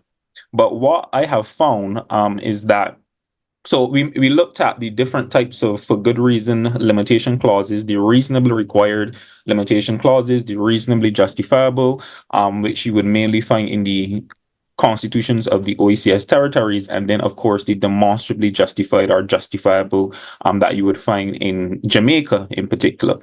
And what I found is that while the proportionality tests for these 3 limitation clauses have been framed differently by the courts, the essence of these tests really remains the same. So that even though these proportionality tests have linguistic variations, they're one and the same in substance, and that is really because they are all derivatives of the Oakes test, which emanated from the Canadian case of R and Oakes that we all know, 1986. So when I raised this issue with President Saunders during the conversation earlier this year, and that was hosted by MonaLaw, and I must say that I'm sorry for putting him in such an uncomfortable position, because I think it was, he actually did confirm, albeit extrajudicially and tentatively, because he was quite hesitant, that in his own words, judges do not really parse out these different types of limitation clauses, which confirm my position, essentially indicating that they kind of treat all of them as one and the same for the purpose of applying the proportionality test. Now, going to the second question in relation to the NIDS case, where you had the judgment of Chief Justice Sykes, and whether the test used in that case is essentially the same test used by the Privy Council in Dominic Suraj.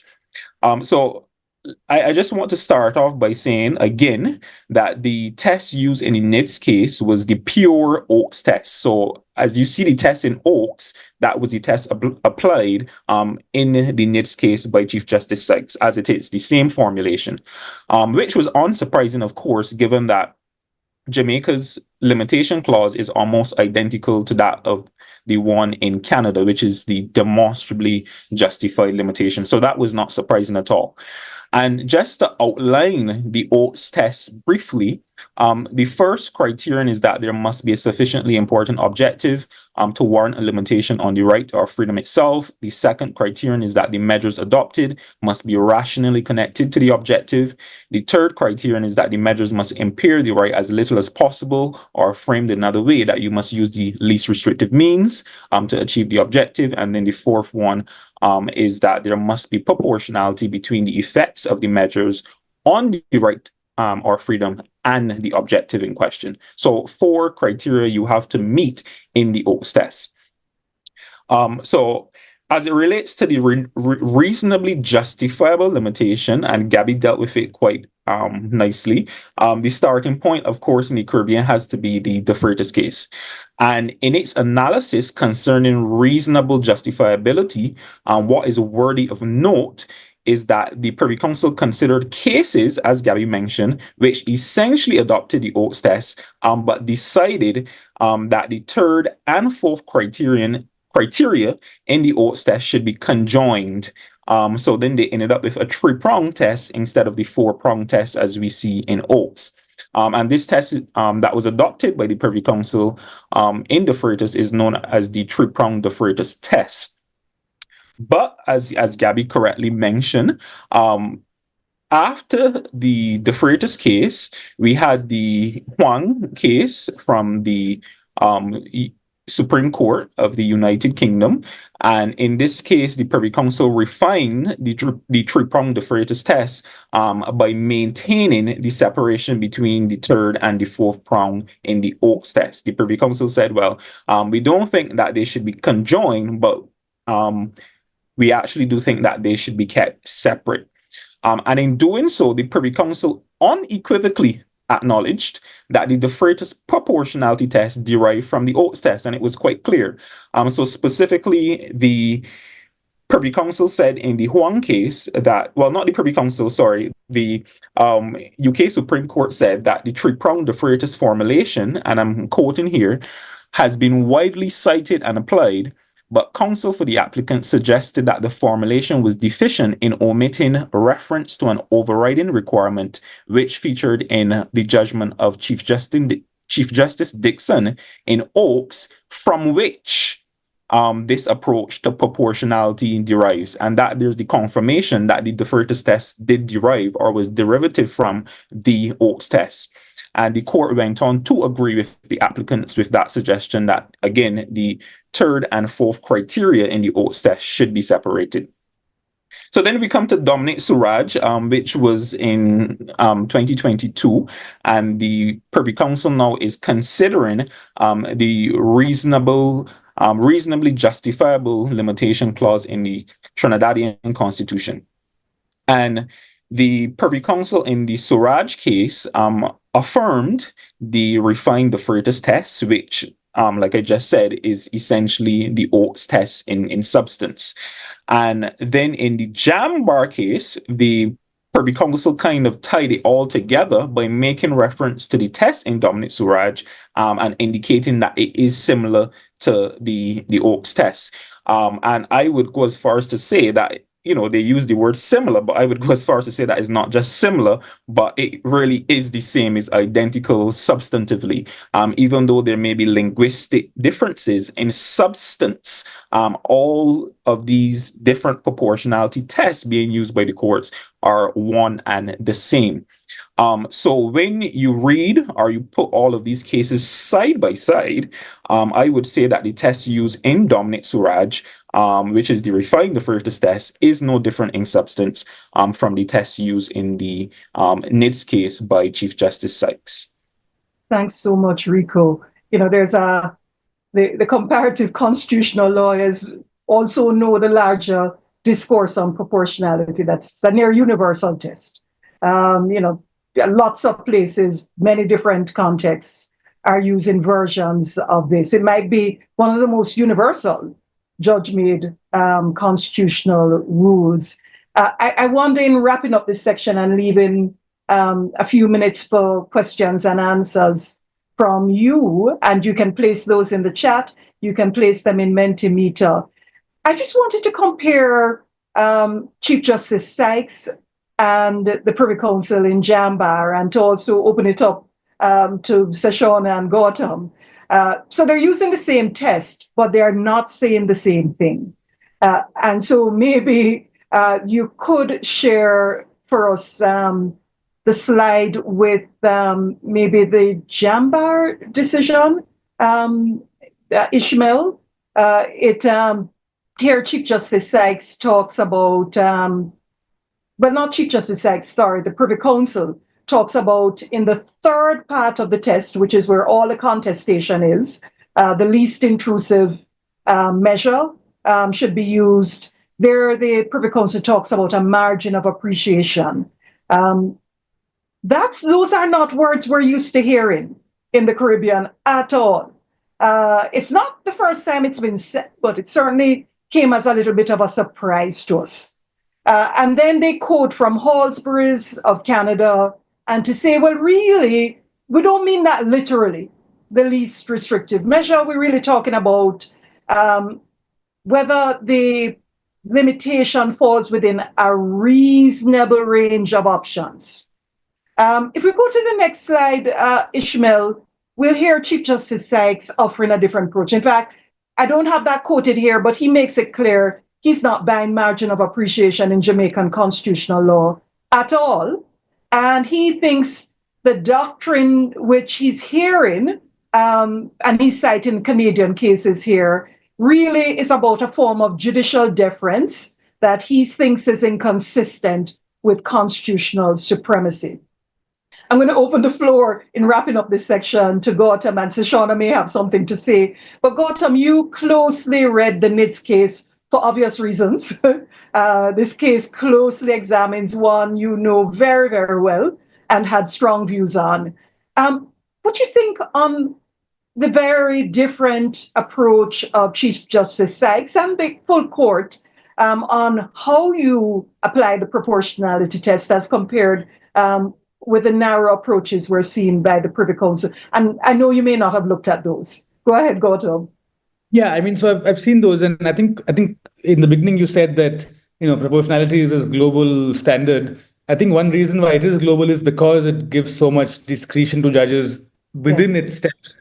So in fact, the least restrictive alternative step, the third prong, depending upon whom you impose the burden of proof, depending upon the standard of proof, you can have a whole range of things you can do as the court, and I think that's what gives it its popularity. But I think Chief Justice Sykes is correct in that third prong, it's not about margin of appreciation. It is actually about the extent to which the judiciary will defer to the choice of alternative that is picked by the legislature. And here you have, even in scholarship, you have different standards. So you have David Bilchett's standard, you have other standards. And the most deferential one is that, so if you have a range of alternatives, reasonable ones that the Parliament has picked from, then that the third step is satisfied. Whereas a more rigorous test says that, if you can show, or if it can be shown, that there exists even one alternative that would satisfy the goal but would restrict rights to a lesser extent, then that's what you have picked is unconstitutional. And within that, of course, you have a range of things. So I think that he's right in saying that this is actually about deference, the extent to which the court differs, in that third step. And that then in turn would draw from a particular court's tradition of deference. So I think that is what I would say. And of course, I think he got it right. I think that the level of scrutiny the third step requires is a rigorous level of scrutiny. And it's because the state actually has access to all the data and all the material that would enable it to show that, here's what we considered, and this is why we picked this option. So then why should there be deference in that step? Thank you so much, Gautam. It's can I just quickly chime in here, Tracy? I'm really sorry. But I think, margin of appreciation irks me. Margin of appreciation is European doctrine, which is appropriate in a context where that court is exercising a subsidiary jurisdiction. It's offering a supplemental kind of protection. Is that the Judicial Committee of the Privy Council's role as our apex court? It can be. Thank you, Gabby. we sensed you feel strongly about that. Many of us do. But, I think what's also remarkable, to come back to one of the earlier points which Se-shauna made, when you read the Jambar case, the Privy Council flashes off presumption of constitutionality, but in effect it flashes off the thoughtful views of Jamaican judges at the Court of Appeal, as well as the thoughtful views of Jamaican judges in the NIDS case. I think it creates a challenge for us, where its views are quite different to some of the other views. Of course, in the existing case, it's free to say that it has a very different view and to overrule the court below.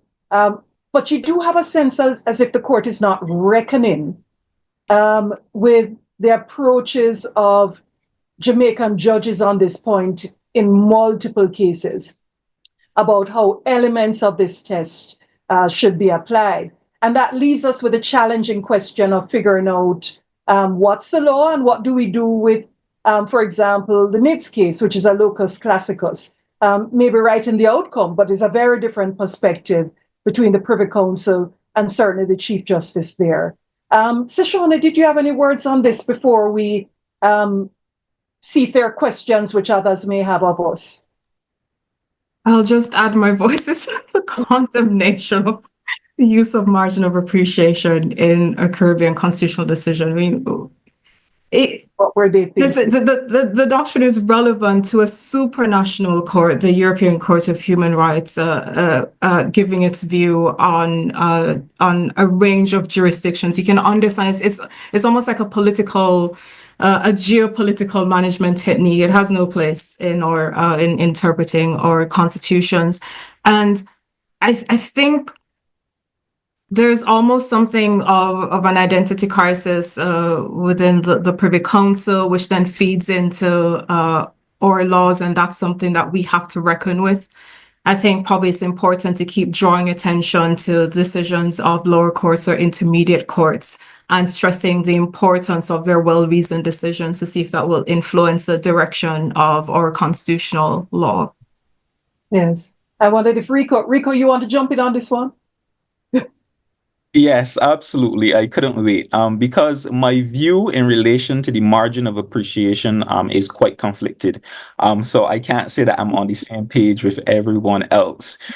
So I do want to start off by saying, though, that of course, the doctrine of the margin of appreciation, like Se-shauna said and Gabby, emanated from the European Court of Human Rights treatment with the European Convention on Human Rights. And I also want to sum up Chief Justice Sykes' position in the NIDS case by using his own words. And he said the courts do not make policy, but the courts cannot shirk their role by hiding behind the principle of judicial deference, meaning the margin of appreciation. Now, why I am conflicted is because I actually see merit in both views.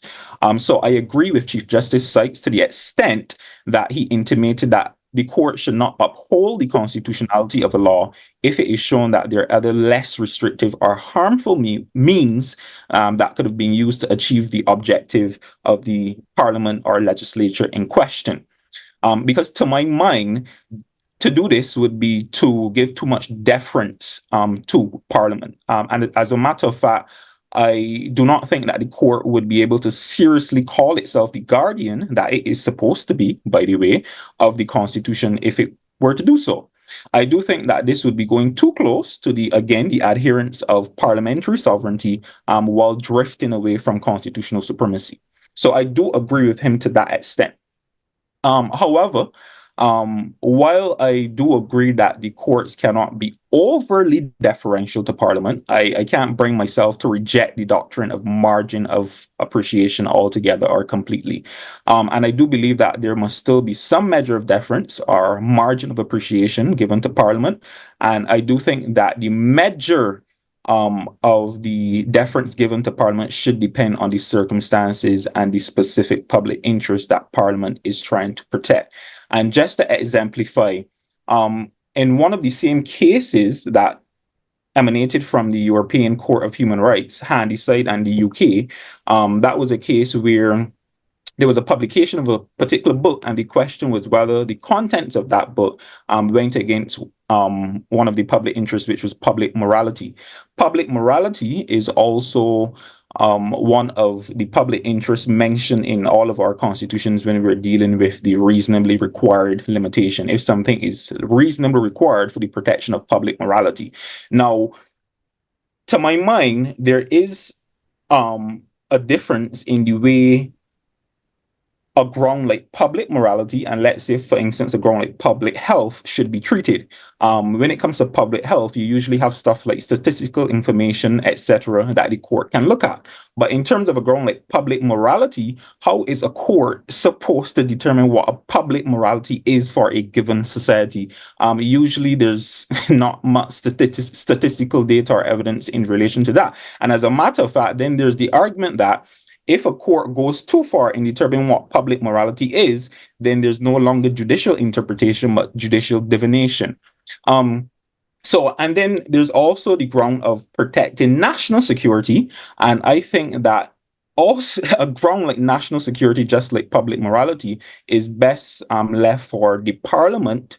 Give them some deference in those cases to decide what is best, because a court, again, may not be privy to all the information that a parliament may have in determining what is best for national security, which is, of course, very important to protect.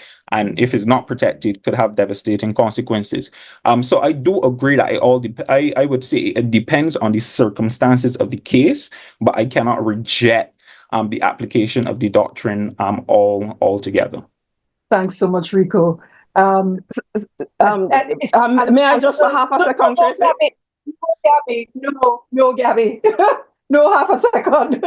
Not with 7 minutes to go. I know there's a back and forth here to be had. I see Ada Duncan describing margin of appreciation as judicial colonialism. Gabby, let's see if there are questions, and then let's see if that's one thing we can come back to in a minute. Appreciated from Ms. Hunter, your questions on proportionality and the intervention that Trinidad has said no, but Barbados has said yes. Are there any other questions? We can just look to see if Mentimeter has any. It doesn't look so as if we have any on Mentimeter. A lot is left to interpretation on 13.5. And I wondered maybe, Gautam, you could tell us how have judges responded to this lots of discretion on 13.5. Is it deeply uncomfortable? So apologies if the Mentimeter is a little confused, but if you have other questions, we have a few minutes to ask here. Joshua Hamlet from Young Practitioner in Trinidad and Tobago has asked around the Section 4 and Section 13 confusion on proportionality. We definitely need our own session for special acts and Section 4 in Trinidad. Joshua, I don't think we can answer that one today, but it's so important, and I think it deserves its own session at another stage. If there are any other questions, please just let us know, and Gabby will get her moment to respond on margin of appreciation in a second. Gautam, the floor is yours. Yeah, so I think if you look at the cases, Tomlinson, Bain, Carrimed, there are two things that strike you. One is that so because there's so much discretion, one thing that judges have said is, okay, if there exists an adequate remedy in private law, then we will not apply 13.5. The word adequate there is doing a lot of work, because what is an adequate remedy is a normative question, right? And so, for example, in Bain, why wasn't the contractual remedy sufficient, whereas in Carrimed it was? You weren't really told why. So the one issue that I think the discretion creates is that then you struggle for the limiting principle. And I think adequate remedy in private law is a good limiting principle, but then you have to then fashion out more what you mean by adequate there. And my argument would be that, okay, where existing private law does already take into account that institutional difference in power and has remedies tailored to that difference in power, then it's adequate. You don't need to get the Constitution in. Where it doesn't, then you do. And I think that also answers a previous question about isn't equity enough? It may be enough, but it also may not be. And the reason why you have to have the constitutional provision is because when private law doesn't have the answer, then you can turn to the Constitution. Right? And the second point is that I think the other thing that the discretion has created is that there is some degree of tension between the propositions that when they say there are two equal rights, does that mean that when there are two equal rights, you don't apply 13(5)? Or does it mean that then the balancing test has to be, go in favor of the respondent? And there seems to be, indications in the judgments of both propositions, but both obviously can't be true. So I think we're still awaiting clarity on if the existence of equal rights in the private domain means that in the Jamaican court's view, you don't apply 13(5), or is that the balancing test that then affects that inquiry? So I think that's something we await some more clarity on. Thanks so much, Gautam. I'm giving you the last word, Gabby, on margin of appreciation. Andros has noted that other regional tribunals haven't. That certainly was a big part of my experience in the inter-American system, that it was not a favored way of thinking, even in a regional system. But you have more to tell us, Gabby. Your thoughts on margin of appreciation as we close.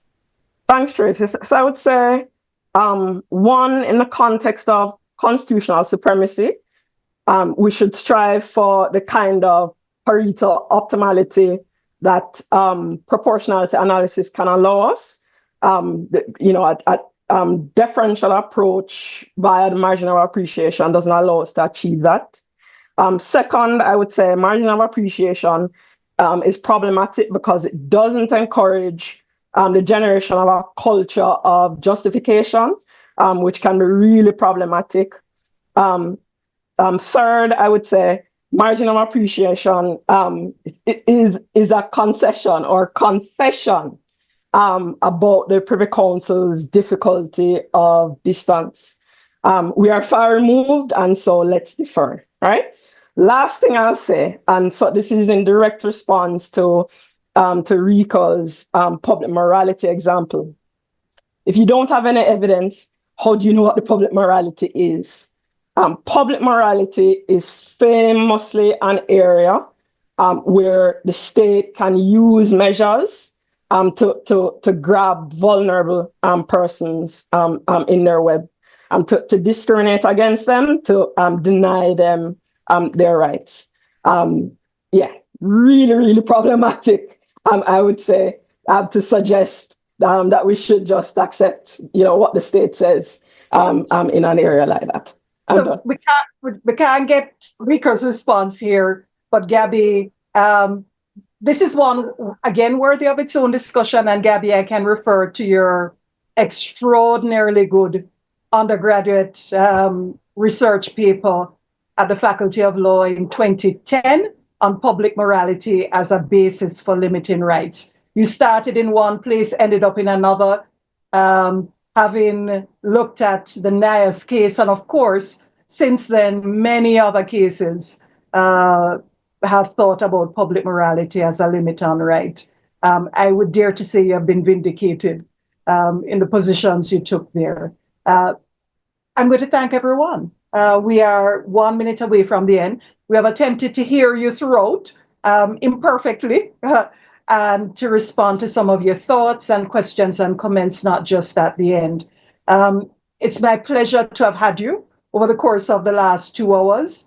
I want to especially thank my colleague Rico Yearwood at Caville. Wonderful to hear us as UWI public law teachers in debate over the last year. Thank you so much, Rico, for being here. Thank you, Gautam, for joining us in the middle of the evening night in Delhi.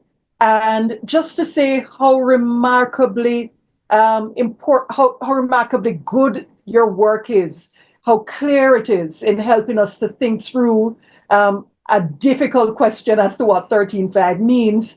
And my hope is that both your chapter in your book, Horizontal Rights, published, same publisher as Se-shauna's, Hart Publishers, will be read by many Jamaican judges and lawyers, and hopefully your new work, which has the opportunity to review the most recent cases, that we'll have that opportunity to. Gautam, we should be reading what you're writing in blogs on India. It's quite clear that you're an important figure in India, in the public law sphere, as a practitioner and as a scholar. The combined energies are really productive, and the place where some of those online are also. And so we're very interested. And if you can share the link for your blog in the chat, that would be great as well. Se-shauna Wheatle, Professor Se-shauna Wheatle, we don't know you well enough in this part of the world. Such important work you are doing, not just in Commonwealth jurisdictions, but now globally. We remember you in your days at Mona and at Cave Hill. As a student, we have appreciated every single opportunity on which you have returned to us. We are delighted at your recent promotion to professor level. And it's a reminder to us of the wealth of expertise and knowledge in this region in the public law field. We hope you'll join us again in another discussion. All of you, tell us what you'd like us to talk about. Email me and email us as conveners. My deep appreciation to those of you who have joined us. We look forward to seeing you on another occasion. You may influence what we do next. Thank you very much. If you are seeking CLPD credits, you should also take the opportunity to evaluate the session. Thanks, colleagues. Thanks, Jeffrey. Thanks, Gabby. Thanks, Ishmael and the Mona Law team and the UE MonaMedia team. We're in debt to you. Goodbye, everyone. All right. Bye-bye, everybody. Bye. Yes.